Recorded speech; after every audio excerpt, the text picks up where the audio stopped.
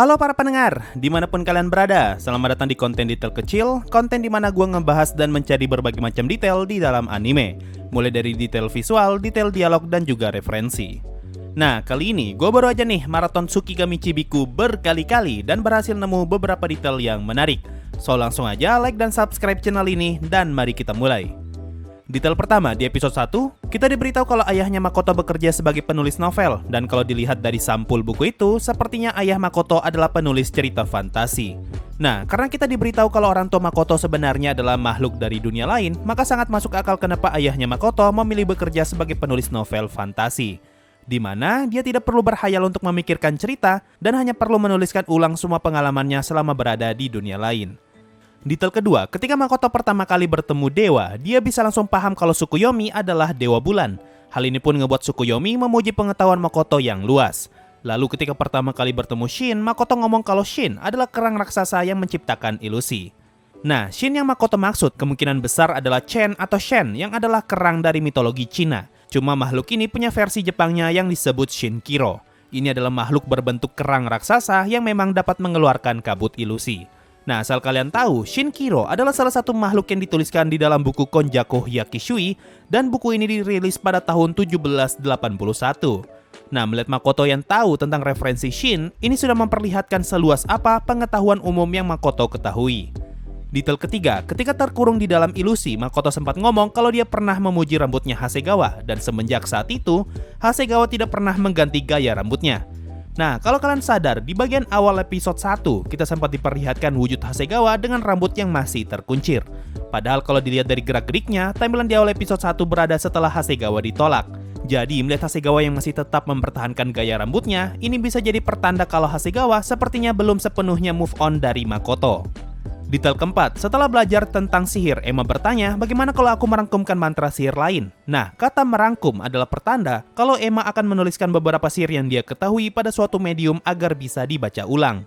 Kalimat ini terhubung dengan episode 10, di mana Makoto ngomong kalau pengetahuannya tentang sihir sampai saat ini hanya berasal dari satu lembar kertas. Ini berarti di episode 1, Emma hanya merangkum mantra sihir yang dia ketahui di satu lembar kertas, dan satu lembar kertas itu yang Makoto gunakan sebagai dasar untuk belajar tentang sihir. Detail kelima, ketika Makoto ingin menamai Shin di episode 3, di sini Makoto memilih nama Tomoe sambil ngomong kalau Tomoe adalah nama prajurit wanita terkuat yang dia ketahui. Nama ini merefer ke sosok Tomoe Gozen yang adalah samurai wanita paling terkenal dan paling menakutkan dalam sejarah Jepang. Detail keenam, masih di episode 3. Di sini Makoto diberikan cincin yang disebut Draupnir. Efek cincin ini mampu menyerap mana penggunanya dan akan berubah warna dari putih menjadi merah jika kapasitasnya sudah mencapai batas. Jadi cincinnya harus segera dilepas jika sudah berwarna merah. Nah, yang aneh, entah sengaja atau tidak, kayaknya kita selalu diperlihatkan Draupnir yang sudah berwarna merah. Ini berarti cincin itu sudah terisi penuh dan harus segera dilepas. Tapi, kenapa Makoto masih tetap menggunakan Draupnir? Ini nih yang buat gue bingung nih, apa kalau sudah merah artinya cincin itu sudah penuh sehingga ada potensi untuk meledak, makanya harus segera dilepas? Atau cincin itu memang bisa tetap dipakai meskipun sudah berwarna merah tapi efek penyerapannya akan berkurang drastis? Cuma ada satu scene di episode 9 di mana Draupnir yang Makoto gunakan tidak langsung berubah menjadi merah. Di sini bisa terlihat kalau Draupnirnya masih berwarna putih, tapi setelah pindah ke scene berikutnya, Draupnir sekarang berubah menjadi merah muda dan ketika berada di dalam hutan, Draupnir sekarang sudah berwarna merah. Ini memperlihatkan kalau Draupnir semenjak di-upgrade menjadi jauh lebih efektif dalam menyerap mana sehingga cincin itu tidak langsung berubah menjadi merah. Tapi karena kapasitas mana Makoto memang kebanyakan, makanya ujung-ujungnya tetap jadi merah juga. Detail ketujuh, masih di episode 3, terungkap fakta kalau level Tomoe dan Mio sangatlah tinggi, bahkan berhasil melampaui level Sophia yang adalah petualang peringkat SSS. Tapi yang menarik, ketika Tomoe mendapatkan guild card-nya, di sini tertulis kalau Tomoe adalah petualang peringkat E. Nah, kalau di kebanyakan cerita isekai, biasanya kalau ada petualang baru yang sangat kuat, dia akan mendapatkan perlakuan khusus atau bahkan diberikan ujian khusus sehingga pihak guild bisa menilai peringkat apa yang tepat untuk petualang itu. Tapi di Tsukigami Chibiku, sepertinya pihak guild tidak peduli mau berapapun level si petualang. Kalau mereka memang adalah petualang baru, maka mereka harus memulai dari peringkat E dulu. Detail ke-8, ketika Makoto menginterogasi penyusup di episode 4, terlihat kalau ada kabut merah di belakang si penyusup, di mana kabut merah adalah pertanda kalau Tomoe sedang menggunakan kekuatannya. Ini berarti di scene ini Makoto meminta Tomoe untuk menggunakan kabutnya sehingga dia bisa melihat ingatan si penyusup. Mungkin ini yang jadi alasan kenapa ekspresi Makoto terlihat marah karena di dalam ingatan si penyusup terlihat sosok yang mirip seperti Hasegawa sedang dikurung.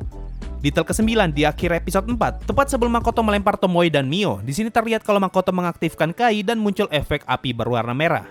Nah, efek api itu adalah efek yang muncul ketika Makoto menggunakan Kai penguatan. Jadi alasan kenapa Tomoe dan Mio bisa terlempar, karena Makoto menggunakan Kai penguatan untuk memperkuat tarikan panahnya.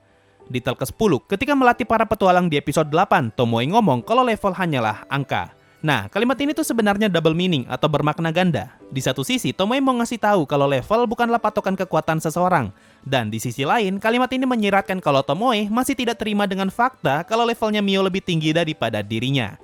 Detail ke-11, berapa banyak dari kalian yang sadar kalau orang ini merokok dengan menggunakan ranting pohon?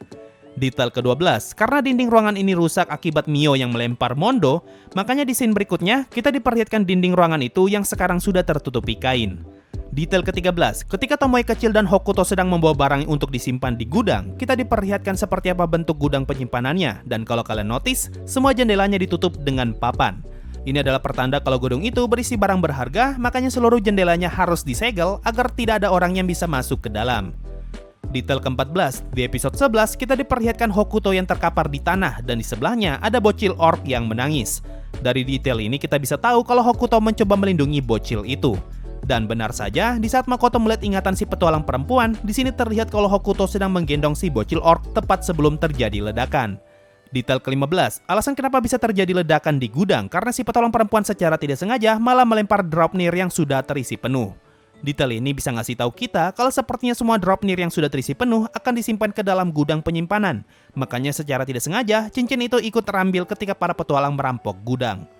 Detail ke-16, yang ini gue baru sadar setelah editing. Jadi di episode 6, ketika Tomoe disuruh ikut bantu-bantu di ruang arsip ingatan, di sini Mio sedang menerjemahkan ingatan Makoto. Nah, kalau kalian notice, di sini bisa kalian lihat kalau Mio menulisnya cepat banget. Gue udah coba bandingkan dengan scene ketika Makoto menulis di episode 8, di mana Makoto terlihat menulis dengan kecepatan normal. Jadi bisa dipastikan kalau memang scene tadi memperlihatkan Mio yang menulis dengan sangat cepat. Dan detail terakhir, ketika Sofia meninggalkan Makoto di atas langit, Makoto ngomong begini lagi. Nah, kalimat ini merefer ke episode pertama, ketika Dewi mengirimkan Makoto ke atas langit dan dibiarkan jatuh begitu saja. So, itu tadi semua detail anime Tsukigami Chibiku yang berhasil gue temukan setelah maraton berkali-kali. Ya, bisa dibilang sedikit dan tidak terlalu banyak detail yang bagus sih. Ya, mau gimana lagi, emang begitu animenya. Mungkin itu saja untuk video kali ini. Makasih semua yang sudah mendengarkan sampai di titik ini. Sampai jumpa di video berikutnya. Dan bye-bye. Sebelum masuk ke Saweria, gue ucapkan terima kasih banyak untuk para petualang Adamantite di bulan ini, yaitu sang Adamantite pertama, El Nino Savelli, dan Our Lord Nigredo Fan. Yo, waktunya Saweria, ada dari Ilham. Makasih konten collab-nya dengan Kuroges Nime. Meski nggak bisa ikut live, rekamannya udah cukup membantu buat didengerin sambil kerja. Sama-sama Ilham. So, itu tadi dari Saweria. Makasih semua yang sudah donasi dan gabung jadi membership. Thanks a lot and bye-bye.